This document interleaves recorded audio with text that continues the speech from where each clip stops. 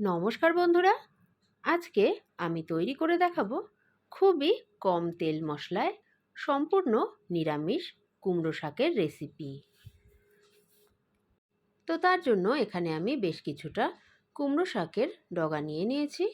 এবার এগুলোকে কেটে নেব।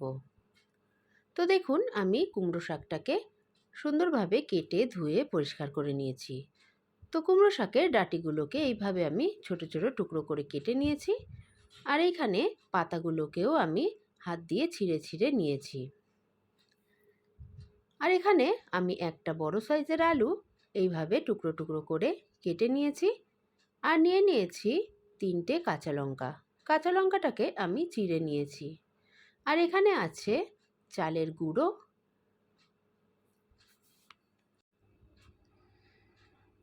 আর নিয়ে নিয়েছি একটা 5 টাকা দামের দুধের প্যাকেট বা 2 TBSP গুঁড়ো দুধ। আর এখানে আছে ফোড়নের জন্য রাঁধুনি আর একটা শুকনো লঙ্কা।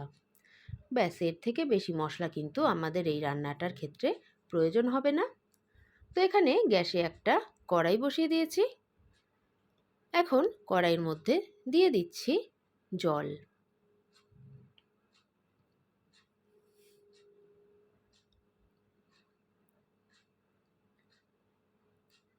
তো এখন জলের মধ্যে আমি কেটে রাখা আলুগুলো দিয়ে দেব। আর লঙ্কাটাও কিন্তু আমি দিয়ে দেব। ঝালটা আপনারা আপনাদের স্বাদ অনুযায়ী দিয়ে নেবেন। এখন কেটে রাখা কুমড়ো শাকগুলো আমি দিয়ে দিচ্ছি।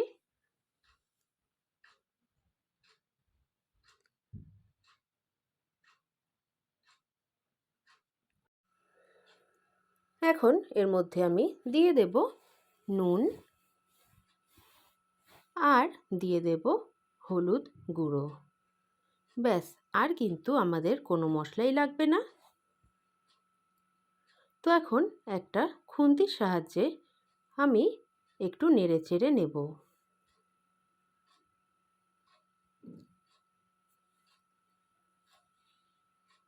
তো নাড়াচাড়া হয়ে গেছে।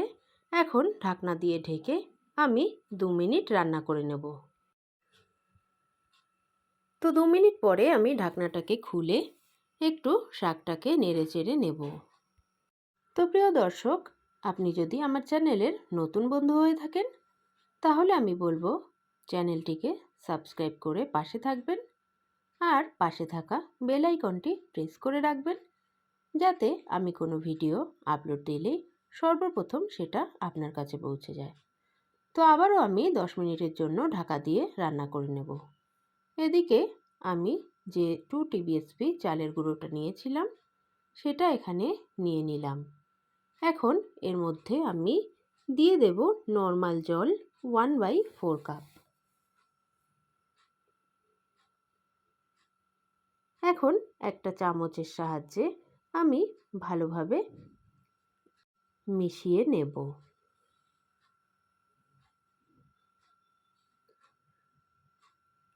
তো এখন আমি দিয়ে দেব আরও 1/4 কাপ গরম জল। এখন এর মধ্যে আমি দিয়ে দেব গুঁড়ো দুধ। তো গুঁড়ো দুধ দিয়ে আবারও কিন্তু চামচ দিয়ে ভালো করে নেড়ে চেড়ে মিশিয়ে নিতে হবে।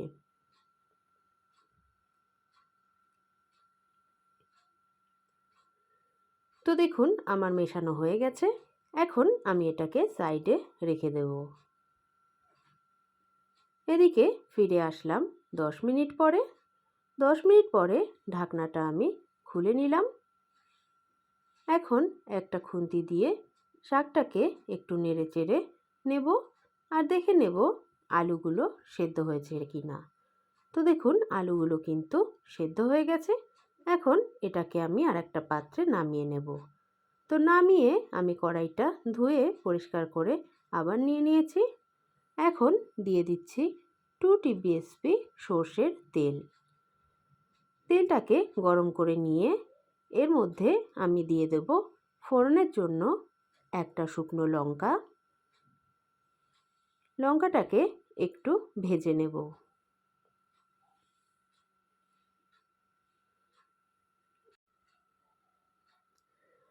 এখন দিয়ে দেব এর মধ্যে রাঁধুনি। রাঁধুনি দিয়ে একটু নেড়েচেড়ে ভেজে নেব। ভেজে নিয়ে এর মধ্যে আমি দিয়ে দেব সেদ্ধ করে রাখা কুমড়ো শাক। তো এখন একটা খুন্তি দিয়ে একটু নেড়ে চেড়ে নেব। তো যে কোনো নিরামিষ দিনে এই কুমড়ো শাকের রেসিপিটা কিন্তু গরম ভাতের সঙ্গে জাস্ট জমে যায়, তাই আপনারা অবশ্যই একবার ট্রাই করবেন। তো এখানে আমার আরেকটু নুন দরকার ছিল, তাই এখানে আমি আরেকটু নুন দিয়ে দিলাম। আবারও শাকটাকে ভালোভাবে নেড়ে চেড়ে দিলাম। তো এখন শাকটা ফুটে উঠেছে। এখন আমি যে দুধ আর চালের গুঁড়োর মিশ্রণটা তৈরি করে রেখেছিলাম সেটা এখানে অ্যাড করে দেব।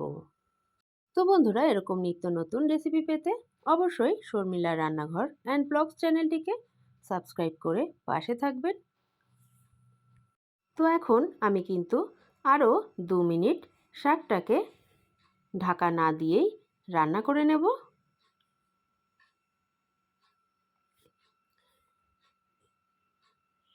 তো এখন আমি অ্যাড করে দেব চিনি।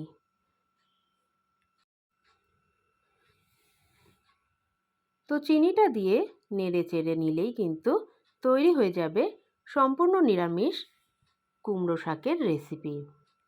তো এখন আমি গ্যাসটাকে বন্ধ করে দেব এবং কুমড়ো শাকটাকে সার্ভ করে নেব। তো সার্ভ করার জন্য এখানে একটা আমি বোল নিয়ে নিয়েছি। এখন আমি কুমড়ো শাকটাকে সার্ভ করে নিচ্ছি। তো বন্ধুরা দেখো, খুবই অল্প সময়ে অল্প মশলায় তৈরি হয়ে গেল সম্পূর্ণ নিরামিষ কুমড়ো শাকের রেসিপি। তো আমার রেসিপিটা যদি ভালো লেগে থাকে অবশ্যই একটা লাইক কমেন্ট করে পাশে থাকবেন, আর নতুন বন্ধুরা সাবস্ক্রাইব করে পাশে থেকে যাবেন। তো সবাই ভালো থাকবেন, সুস্থ থাকবেন। দেখা হবে নেক্সট অন্য কোনো ভিডিওয়ে।